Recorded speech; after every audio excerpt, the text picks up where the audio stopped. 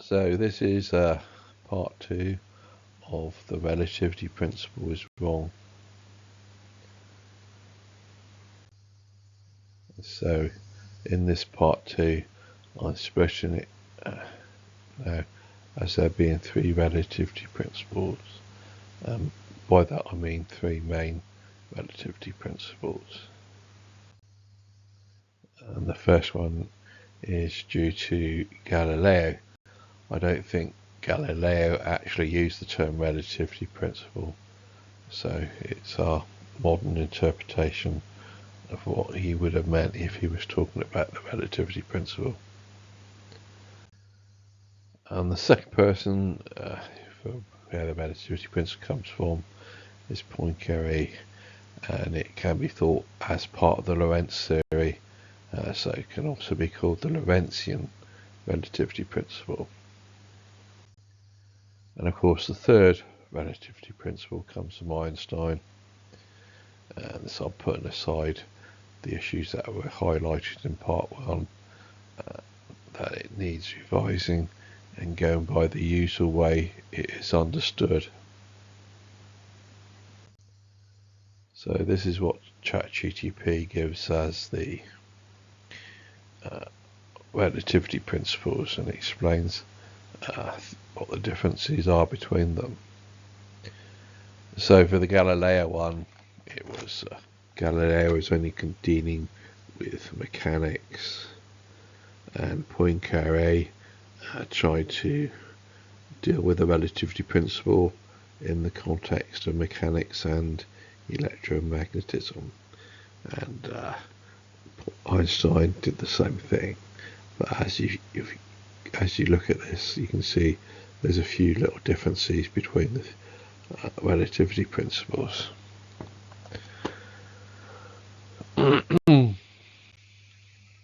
So ChatGTP says about the Galileo's relativity principle, and Galileo was only dealing with mechanics. He wasn't so familiar with electromagnetism, and that came a bit later. And the statement for it would be, the laws of mechanics are the same in all inertial frames. No mechanical experiment can detect uniform motion.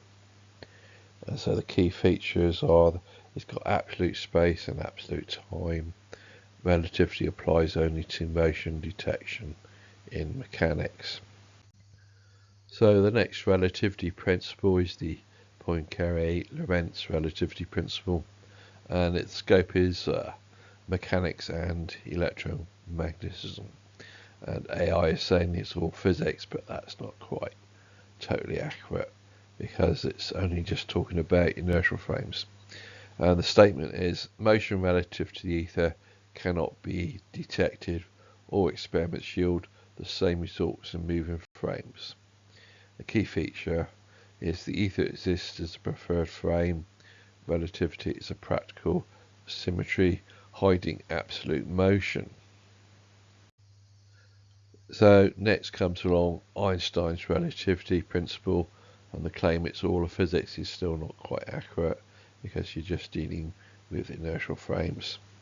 And the statement of the principle is, the laws of physics are identical in all inertial frames.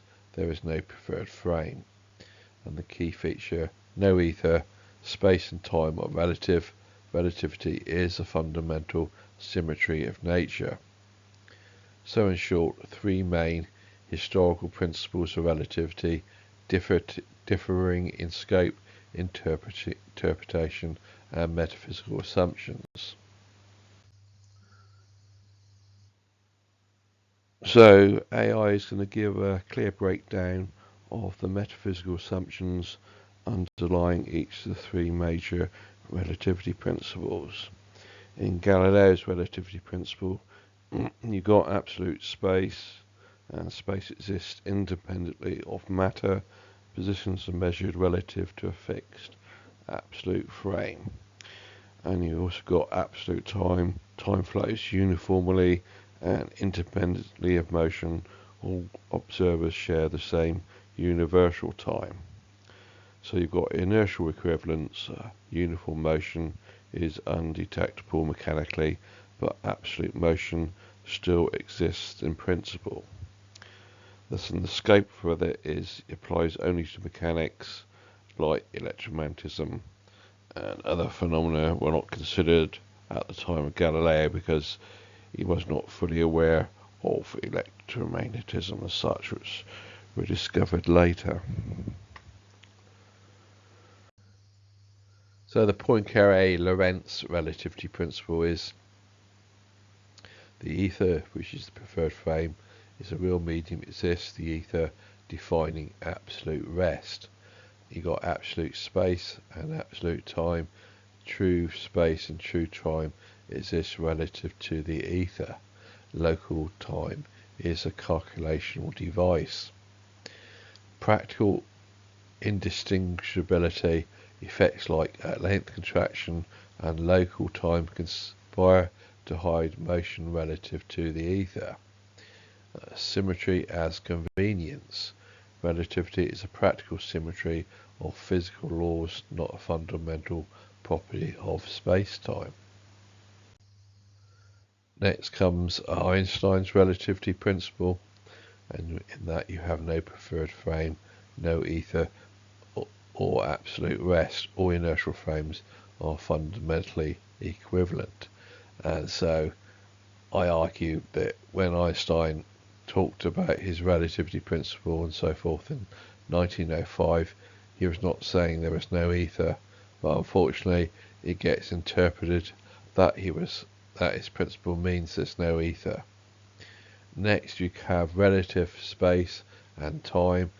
Space and time are frame dependent. Simultaneity is not absolute, and the fundamental symmetry is the invariance of physical laws under Lorentz transformations is a property of nature itself, not a trick. So you've got an operational definition of time. Time is defined by clock synchronization within each inertial frame. No hidden true time.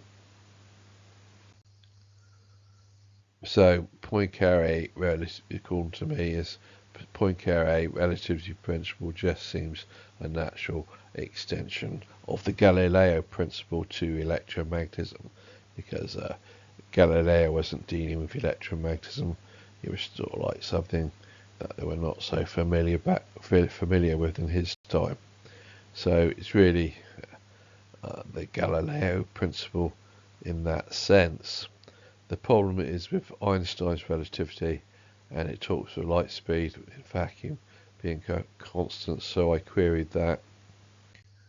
So I asked AI, ChatGPT, when you say light speed constant, if instead talk of one-way light speed as variable and two-way light speed as constant, then would not Galileo relativity principle work? And AI said yes. Exactly, that is the key idea behind Lorentzian or near-Lorentzian interpretation. So that's what the Lorentzian relativity principle understands by it. And then AI wants to unpack it carefully. So what I say is that the whole mess with Einstein comes from having the light speed in vacuum being a constant, when they could have just gone with one-way light speed as variable and two-way light speed as constant and still kept the Galileo relativity principle. And so what I mean by one-way light speed, if light goes from a point A to a point B, then its speed then is a one-way light speed, and if light goes from a point A to a point B and then back to a point A, then that speed would be called the two-way light speed. And so it's the two-way light speed that's constant, and really it's the one-way light speed that is variable. So AI says, ChatGPT, standard Einstein assumption is the postulate the speed of light is the same in all inertial frames, isotropic, which applies to both one-way and two-way light speed. And that is an interpretation now being imposed upon what Einstein is writing about relativity, because you go back to his 1905 paper, he's not saying anything about one-way and two-way light speed. So it's a modern interpretation of what Einstein was talking about. And so the modern interpretation is, according to AI, that he's treating one-way light speed and two-way light speed as constant. AI then says this requires abandoning Galilean velocity addition and absolute time, leading to the Lorentz transformations. So, alternative is the one-way versus two-way speed. This is still according to AI. Suppose we allow two-way round trip, that is speed of light constancy. This is what experiments like the Michelson-Morley actually measure. One-way speed of light, frame dependent, variable according to motion relative to a preferred frame ether. Then all observational effects of special relativity, time dilation, length contraction, Lorentz invariance and two-way experiments can still be explained, but the metaphysics changes. Absolute time can exist. Galilean velocity addition still works for space and time if you account for local clock rates and synchronization conventions. Galileo's relativity principle, the laws of mechanics, are the same in all inertial frames, can be extended to all of physics, namely extended to electromagnetism, still in the context of inertial frames, because the two-way speed of light is what determines measurable effects. So number 3, implication, called to AI, Einstein's radical step rejecting absolute time and absolute simultaneity depends on assuming one-way light speed isotropy. If you relax that assumption, the Michelson-Morley null result is still explained because it assumes round-trip speed. The Poincaré Lorentz-style ether theory works. There is a preferred frame, but it's experimentally undetectable via two-way light speed measurements. Galilean relativity can in principle hold for all phenomena once you allow variable one-way light speed. So I'm sort of talking about mechanics in electromagnetism, and hopefully it applies then to gravity as well and other things. So the assumption is one-way light speed is isotropic according to Einstein, and the effect on Galilean relativity is then that Galilean relativity fails, and you need the Lorentz transformations. So it's Einstein being interpreted as wanting one-way light speed as isotropic, and the metaphysics for that is then no absolute time, no ether, relativity, and you have the relativity of simultaneity. But however, if you have the assumption of one-way light speed variable and two-way light speed as constant, Galilean relativity can be extended to all of physics, i.e. extended from mechanics to electromagnetism, and you're still keeping absolute time and the preferred frame of the ether hidden from experiment. So the diversion that Einstein has set us on is being interpreted that he wants to assume one-way light speed as isotropic, i.e. constant, and that has messed everything up. That has diverted you away from Galilean relativity. There was no real need to make that assumption, which Einstein is imposing upon us.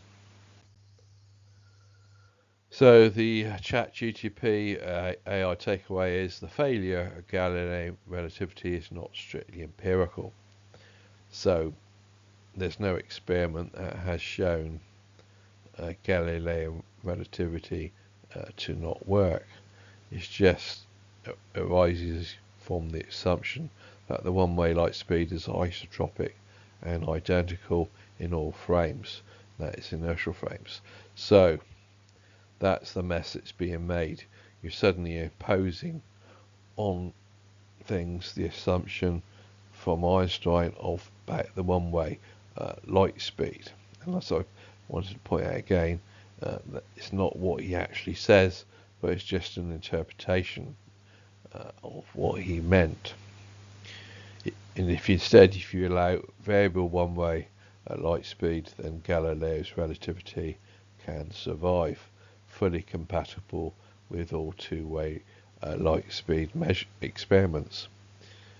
I would say a supposed failure. There wasn't an actual failure of Galilean relativity.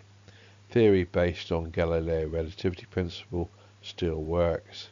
And now I'm going to show a video clip.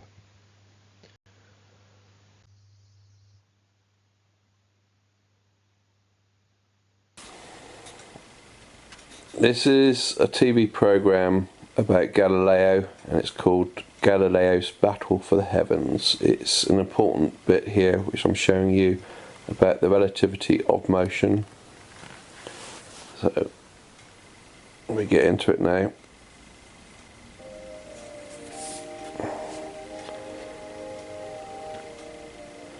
Galileo was born into a world where each morning reaffirmed the common view that the sun moved around the earth. This belief was confirmed as the sun appeared to pass overhead each day. It was a view of the universe originally set out by the ancient philosopher Aristotle. In the center sat the static earth, the home of man. The sun was just one of many heavenly bodies which circled endlessly around it. Dissenting from this accepted worldview could prove hazardous. A statue of Father Giordano Bruno marks the site in Rome where he was burned alive for a host of unorthodox beliefs. I don't know. What a beautiful expression that is. So candid in its honesty. It's better than the occult explanations offered by certain philosophers. The number of people that can reason well is much smaller than those that can reason badly. If reasoning were like hauling rocks, then several reasoners might be better than one, but reasoning isn't like hauling rocks. It's like formation. A single gallon barley steam easily outruns 100 wagon pull. If, like a galloping steed, the Earth is hurtling through space, why can't we feel the movement? Galileo seized on the paradox that the Earth could spin on its axis fast enough to cause day and night without people sensing the motion.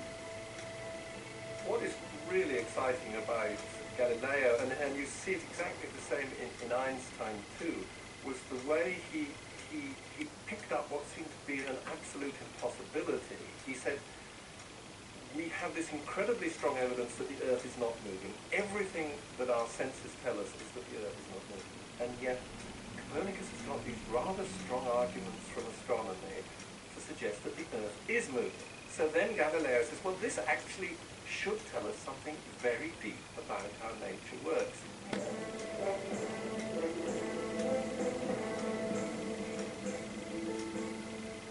So he devised an intriguing thought experiment. He used a horse to represent the motion of the Earth. If a rider dropped a ball while standing still, the ball would, of course, fall straight down, landing beside the horse.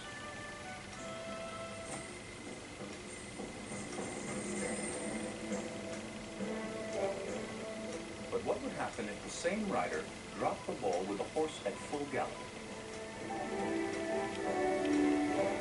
In Galileo's experiment, the forward motion of the horse would be communicated to the ball through the rider's hand. As the ball dropped, it would continue to move forward and would still land beside the horse, just as it had done when the horse stood still.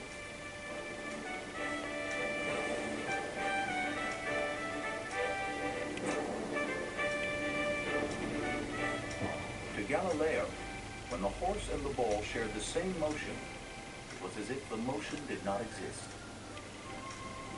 If the Earth were moving, could we be carried along with it and not be conscious of its motion? There is a sort of a principle of relativity where if you're sort of moving with the Earth, everything shares the same motion. Not only is the Earth moving, but I'm sharing that motion as well. And therefore it is all hidden. It was probably the first really great thought experiment in physics. In fact, he was so confident of the result, he never even bothered to do the experiment to show it was right. Despite his troubles with the church, Galileo was still well supported by the Medicis. He moved closer to his daughter, to a hillside villa outside of Florence.